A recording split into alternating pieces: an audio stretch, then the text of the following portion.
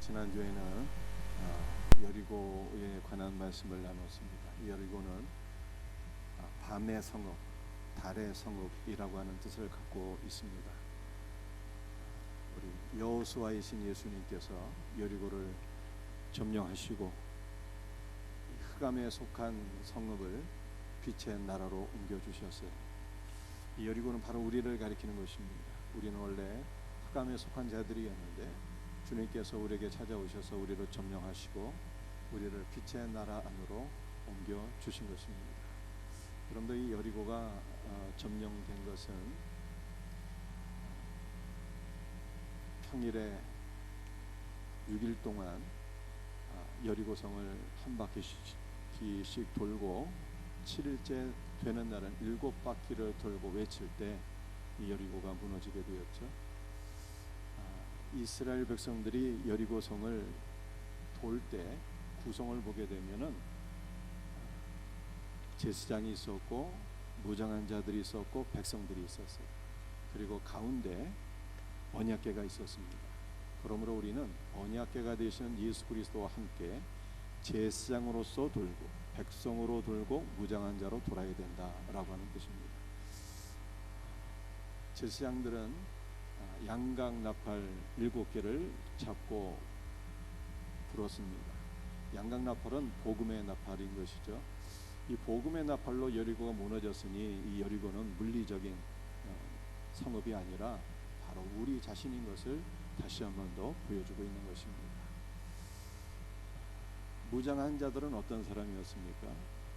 무장한 자들은 생명의 말씀을 먹으면 우리가 영적으로 무장을 갖추게 된다는 뜻입니다. 우리는 왕 같은 제사장으로 돌고 무장한 자로 도는 것입니다. 그리고 백성으로 또한 돌아야 되는데 백성들에게는 뭐라고 말씀하셔서 외치지 말고 자기 주장하지 말고 너희 음성을 들리게 하지 말고 불만, 원명, 원망, 험담 이런 거 하지 말고 너 입에서 아무 말도 내지 말고 인간적인 교훈, 잔소리 그런 거 내면 안 되고 내가 명령하여 외치라 하는 그날에 우리는 기쁨의 찬양을 외치고 복음의 말씀을 선포할 때 우리는 여리고가 무너지고 승리하게 될 것을 말씀하고 있습니다.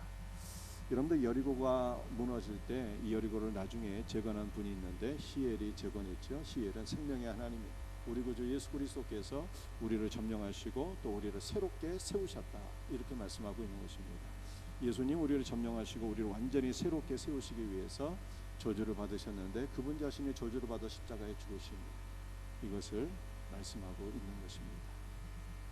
오늘은 뽑히다라고 하는 주제로 세 가지 말씀을 나누고자 합니다. 첫 번째로 나눌 말씀은요, 아이성에서의 실패의 원인이 무엇인가라고 하는 것입니다. 우리 여호수아 7장 1절 말씀 우리 한번 같이 읽어보겠습니다. 이스라엘 자손들이 온전히 바친 물건으로 말미암아 범죄하였으니 이는 유다 지파 세라의 증손 삽대의 손자 갈미의 아들 아간이 온전히 바친 물건을 가졌습니다.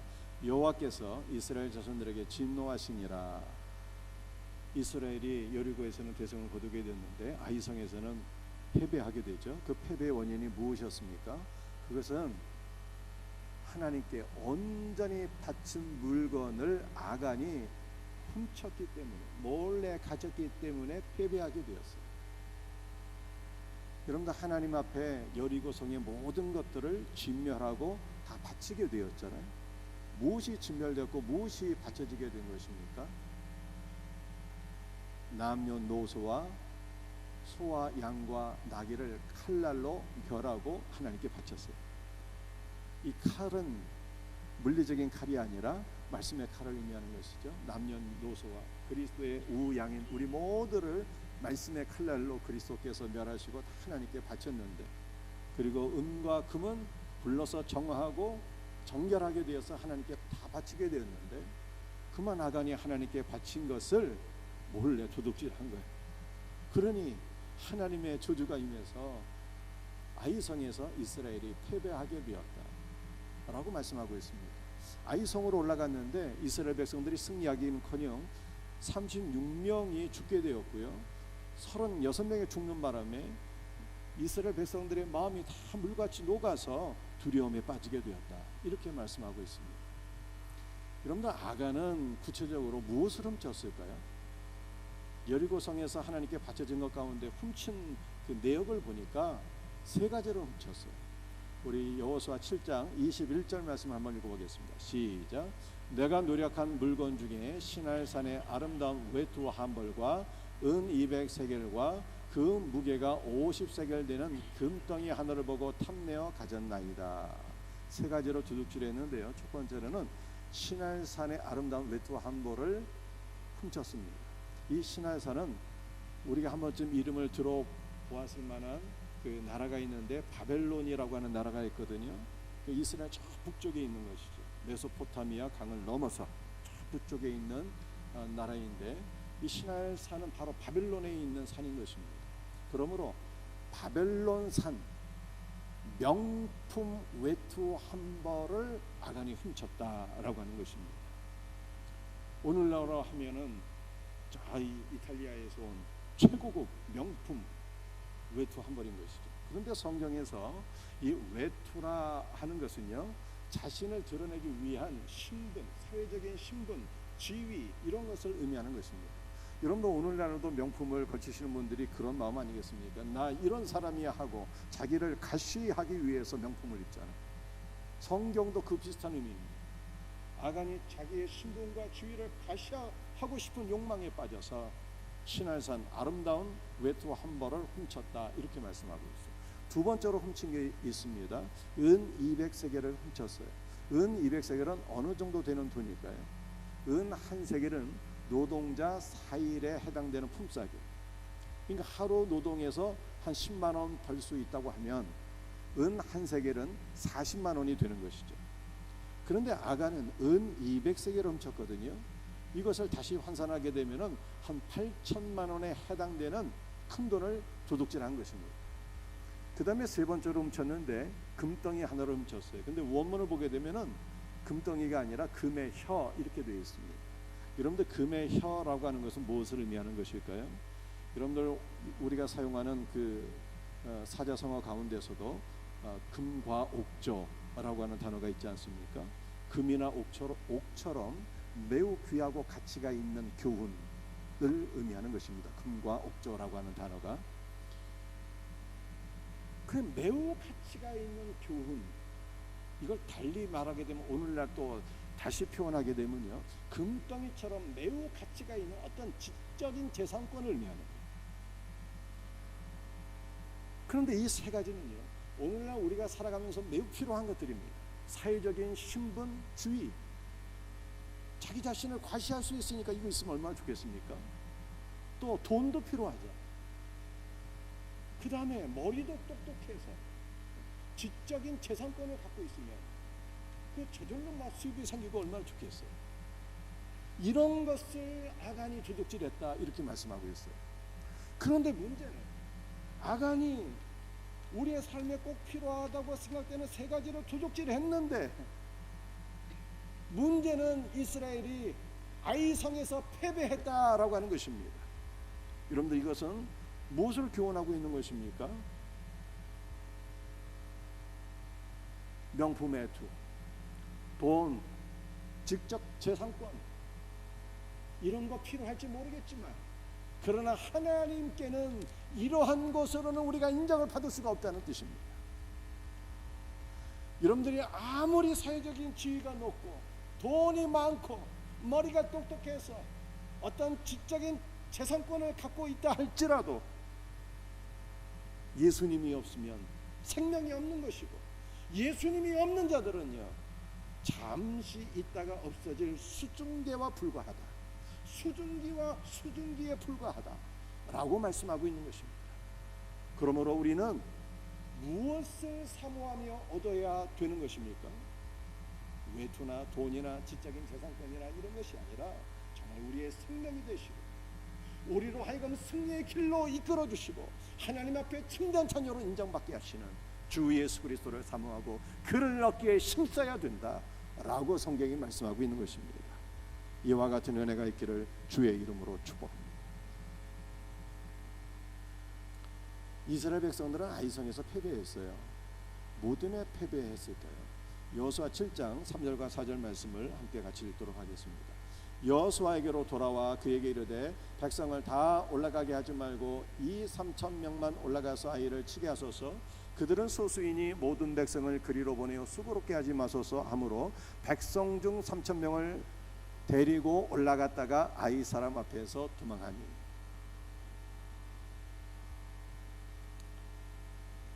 이스라엘 백성들이 정탐을 하고 돌아와서 여호수아, 예수님이죠. 예수님께 이렇게 얘기를 했습니다. 예수님, 우리가 거기 다 올라갈 필요도 없어요.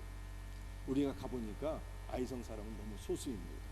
우리 가운데 용사 2,000~3,000명쯤만 올라가도 우리는 그 성을 능히 정복할 수 있겠나이다, 이렇게 얘기했거든요. 그런데 이것은 어떤 자신감도 아니었고 믿음도 아니었고 영적 교만이었습니다. 영적 교만이 이스라엘을 패배로 이끌었다라고 설명하고 있습니다. 우리 남자 집사님들 군대 갔다 오셨잖아요. 이 군사적인 측면에서 보게 되면 방어하는 숫자보다 공격하는 숫자가 몇 배도 많아야 승리할 수 있습니까? 적어도 3배는 돼야 되거든요. 그런데 여호수아 8장 25절 말씀을 보게 되면 아이성 주민들은 이 3,000명으로 정복할 수 있는 소수가 아니었어요. 아이들 빼고 성인 남녀만 12,000명이 아이성에 살고 있었습니다. 따라서 아이성을 정복하려면 적어도 곱하기 3이 되어야 되거든요. 적어도 3~4만 명의 병력이 올라가야 승리할 수 있는데 이스라엘 백성들은 이 3,000명만 올라가도 그 성을 정복할 수 있다고 생각했으니 이것은 교만이었습니다. 이 3,000명이 여호수아, 즉 예수님과 함께 했다면 능히 그 성을 정복할 수 있었겠죠. 그런데 그들은 이 3,000명에 불과한 숫자만 데리고 올라갔는데 결정적으로 여호수아 예수님을 빼고 그들만 올라간 거예요. 예수님 없이 올라간 것이 실패의 원인이었고 이것은 이스라엘의 영적 교만이었다라고 말씀하고 있는 것입니다. 사랑하는 성도들이, 우리는 이것도 부족하고 저것도 부족하고 심히 연약한 자일지라도 우리와 함께 하시고 우리의 힘이 되시고 능력이 되시는 예수님과 함께 하기만 하면 어디서 무슨 일을 하든지 능히 승리하게 될 것을 믿으시길 바랍니다. 그러나 우리가 아무리 똑똑하고 잘나도 예수님이 함께 하지 않으면 우리는 실패할 수밖에 없는 것을 성경이 말씀하고 있는 것입니다. 아이성에서 실패한 결정적인 원인, 예수님이 없었다. 그러므로 우리는 예수님과 늘 동행하는 삶을 살아야 되는 것입니다. 오늘 두 번째 말씀입니다. 여호수아의 중보기도죠. 이스라엘 백성들이 아이성에서 패배하게 되었습니다. 그때 여호수아가, 예수님이죠, 이스라엘 백성들을 위해서 간절히 중보기도했습니다. 우리 예수님의 중보기도는 어떤 것일까? 여호수아 7장 6절 말씀 함께 말씀을 같이 읽어보도록 합니다. 시작. 여호수아가 옷을 찢고 이스라엘 장로들과 함께 여호와의 궤 앞에서 땅에 엎드려 머리에 티끌을 뒤집어쓰고 저물도록 있다가, 여호수아는 옷을 찢고 이스라엘 백성들을 위해서 간절히 기도했습니다. 여호수아는 예수님이죠. 여러분들, 예수님은 어떤 분이십니까? 우리 예수님은 만왕의 왕이 되시고 성자 하나님이시고, 그러므로 우리 주 예수 그리스도는 천군 천사들에게 찬양과 경배를 받으시며 영광스러운, 그는 찬란하고 영광스러운 옷을 입고 계신 분인데, 이와 같은 예수님께서 인간의 몸을 입고 이 땅에 오셔서 우리를 섬기시는 종이 되셨죠. 제자들의 발을 닦아주셨습니다. 섬기는 종이 되셨어요. 우리 예수님은 빌립보서 2장 말씀을 보게 되면 십자가에 죽기까지 복종하셨다, 이렇게 말씀하고 있어요. 복종은 노예들이 하는 거죠. 우리 예수님은 영광의 하나님이신데 인간의 몸을 입고 이 땅에 오셔서 우리를 섬기시는 종이 되셨고 종의 옷을 입고 사셨어요. 그런데 종의 옷마저도 십자가에 달리실 때 로마 군병들에게 다 찢겨졌어요. 로마 군병들이 예수님의 옷을 다 벗겨서 찢어서 그들이 나눠 가졌습니다. 그리고 예수님은 벌거벗은 몸으로 십자가에 달리셨어요. 그리고 우리를 위해서 아버지여 저들의 죄를 사하여 주옵소서 라고 중보기도 하셨습니다. 우리 예수님께서 옷이 찢겨지고 벌거벗은 몸으로 기도하신 결과 우리는 의의 옷을 입게 된 것을 믿으시기를 바랍니다. 우리 예수님께서 기도하셨는데 어떻게 기도하셨을까요? 7장 6절 다시 한번 읽어봅니다. 여호수아가 옷을 찢고 이스라엘 장로들과 함께 여호와의 궤 앞에서 땅에 엎드려 머리에 티끌을 뒤집어 쓰고 저물도록 있다가, 여호수아는 머리에 티끌을 뒤집어 쓰고 하나님 앞에 간절히 기도하셨습니다. 그런데 이러한 여호수아의 모습은 마태복음 26장 39절에 나타난 예수님의 중보하는 모습과 정확히 일치를 해요. 우리 예수님은 겟세마네 동산에서 기도하실 때 얼굴을 땅에 대시고 엎드려 기도하셨습니다.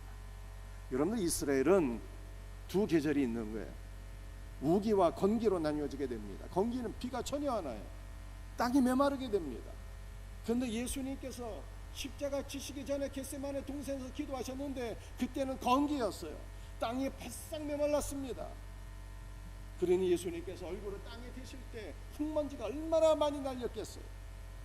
예수님은 머리에 흙먼지를 뒤집어 쓰신 채 기도하셨어요. 그런데 예수님께서 머리에 흙먼지, 티끌을 뒤집어 쓰고 기도하셨다는 것이 무슨 뜻일까요? 창세기 2장 7절 말씀을 보니까 하나님께서 아담을 창조하실 때 흙으로 사람을 창조하셨어요. 그런데 이 흙이라고 하는 단어가 티끌이라고 하는 단어와 같은 단어예요. 같은 단어. 그러므로 예수님께서 머리에 티끌을 뒤집어 쓰시고 기도하셨다는 것은 하늘이신 예수님께서 땅이 되셨다는 것입니다.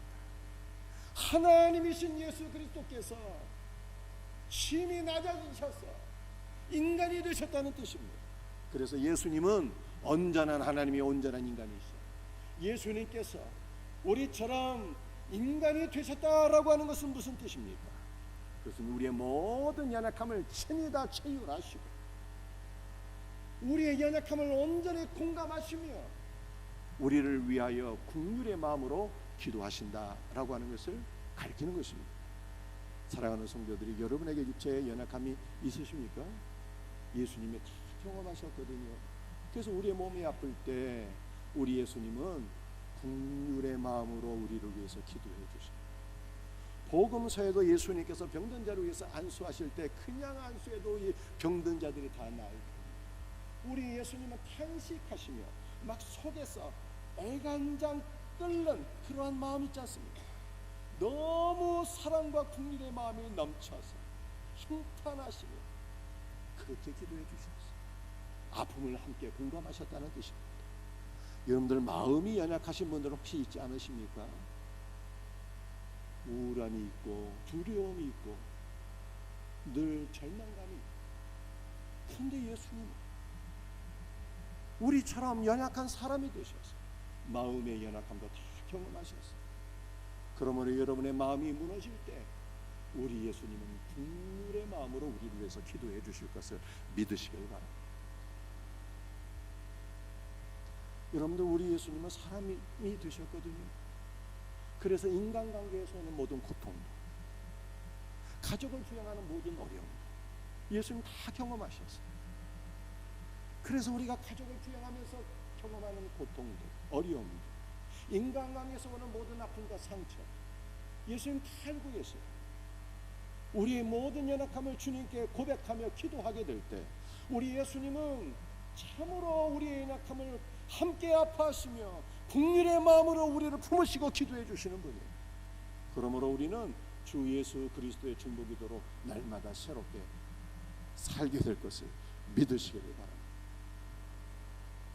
여러분들, 우리 예수님은 우리를 위해서 기도해 주시는데요, 로마서 8장 34절 말씀 한번 읽어봅시다. 시작. 누가 정죄하리요? 죽으실 뿐 아니라 다시 살아나신 이는 그리스도 예수시니 그는 하나님 우편에 계신 자여 우리를 위하여 간구하시는 자시니라. 우리 예수님의 사역은 두 가지 사역이 있어요.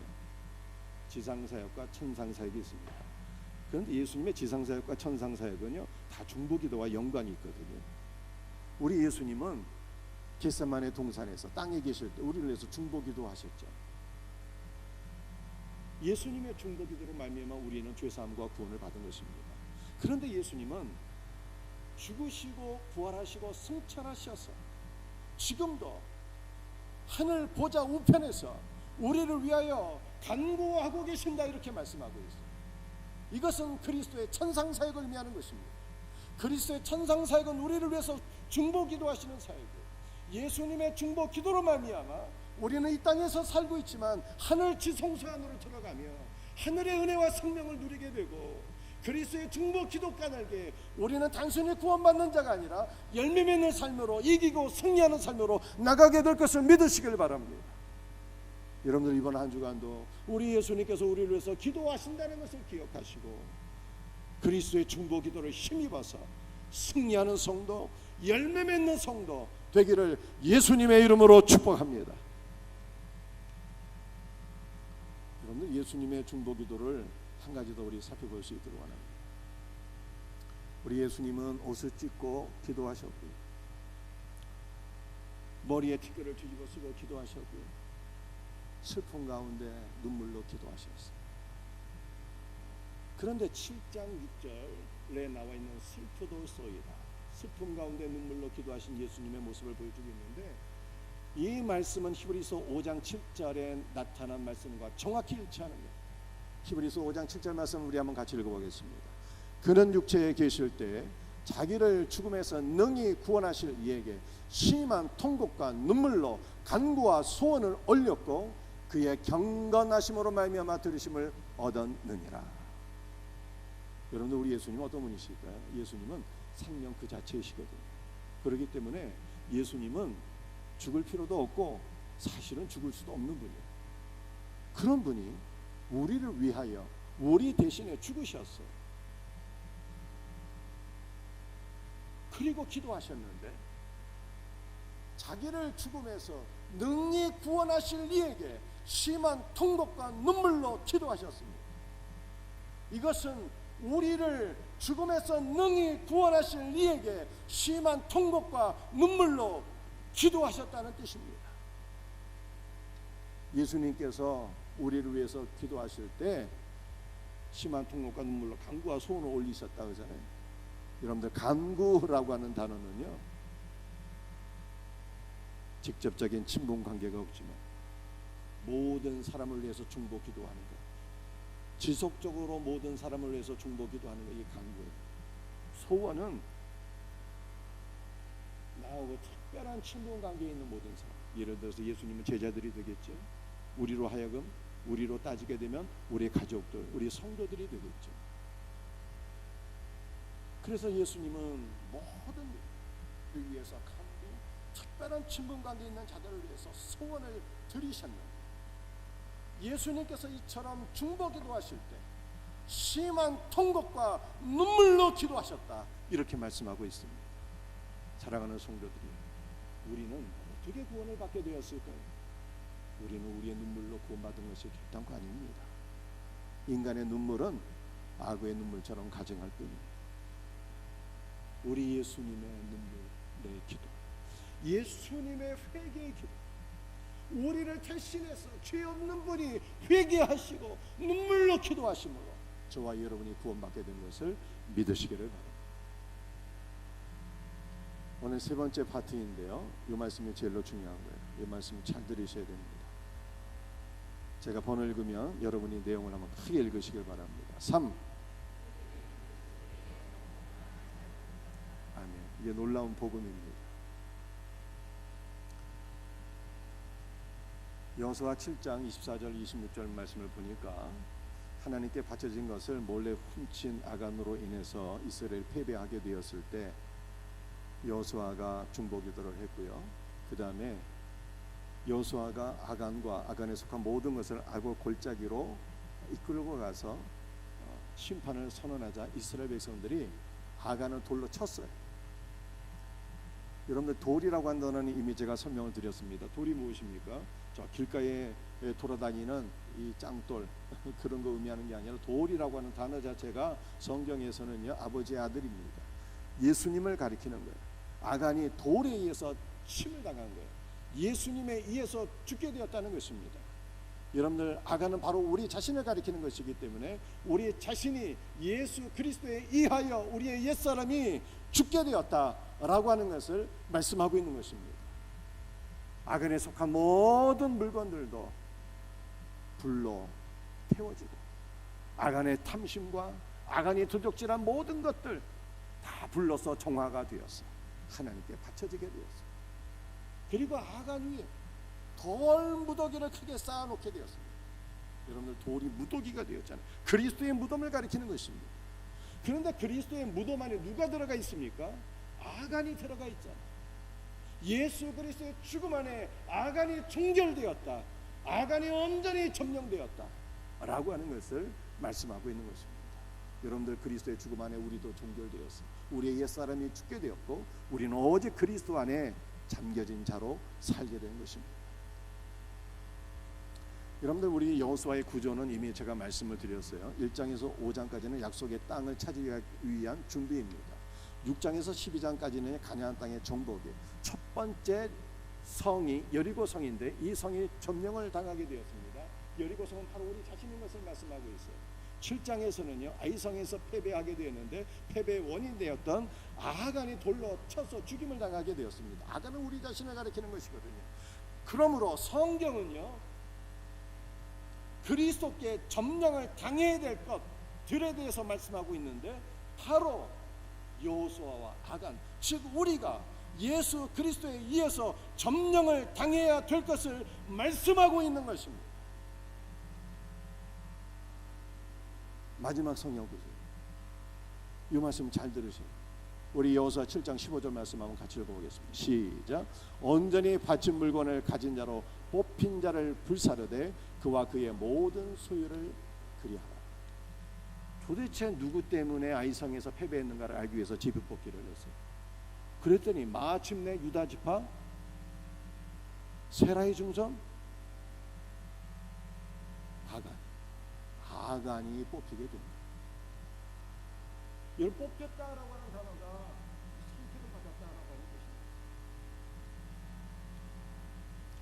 3장의 주제는 뭐였습니까? 3장의 주제는 언약궤였어요. 4장의 주제는 돌이었습니다. 5장의 주제는요, 할례였습니다. 6장의 주제는 나팔, 복음의 나팔이 주제였어요. 7장의 주제는 무엇일까요? 7장의 주제는 뽑히다라고 하는 단어예요. 선택받다라고 하는 뜻입니다. 뽑히다라고 하는 단어가 7장에서 8번 반복되었어요. 아간은 뽑힌 자가 되었어요. 무엇 때문에 뽑힌 자가 된 것입니까? 예수님에 의해서 정복당할 자로 뽑히게 되었다라고 말씀하고 있는 것입니다. 사랑하는 성도들이요, 마귀가 우리를 정복하면 어떻게 됩니까? 마귀가 우리를 점령하게 되면요, 영원한 사망이에요. 만약에 슬픔과 두려움과 절망이 우리를 점령하게 되면 어떻게 됩니까? 그때는 뭐 아무리 돈 많아야 소용없어요. 아무리 신분이 높아져도 소용없는 거예요. 슬픔과 두려움과 절망에 점령당한 영혼들은 가장 불행한 삶을 살게 되는 것입니다. 반면에 예수님이 우리를 점령하시면 어떻게 되는 것입니까? 예수님이 우리를 점령하시면 우리는 하늘의 생명을 누리게 돼요. 예수님이 우리의 인생을 완전히 새롭게 재건해 주시는 것입니다. 여러분의 삶이 새롭게 되기를 원하시는 분들이 있습니까? 그런 분들은 예수님에 의해서 점령을 당하십니다. 그런데 너무나도 놀랍고 감사한 것입니다. 아간, 즉 저하고 여러분은 예수님에 의해서 점령당할 자로 뽑히게 되었다라고 성경이 말씀하고 있는 것입니다. 얼마나 감사한 일이고 이것이 복음 중에 복음이 되겠습니까? 그러므로 우리는 주여 날마다 저를 점령하옵소서.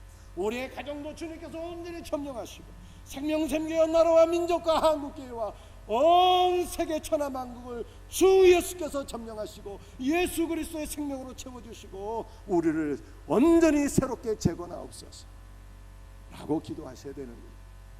이와 같은 은혜가 있기를 예수님의 이름으로 축복합니다. 제가 번호 읽으면 여러분들이 내용을 읽으시면 되겠습니다. 1. 딱 한 가지 외에는 없어요. 예수님이 없었다는 거예요.